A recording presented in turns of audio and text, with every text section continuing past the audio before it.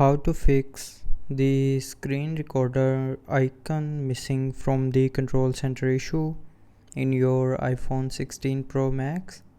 So first of all, open settings.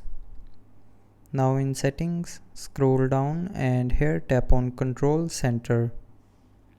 Now in the control center, go to the more controls section and from here tap on this add button with screen recording. So when you will tap on this button, the screen recording will be added to the included controls section, and then you will be able to access the screen recorder icon from the control center. So that's how you can fix the screen recorder icon missing issue on your iPhone 16 Pro Max. So I hope you liked the video. Thanks for watching.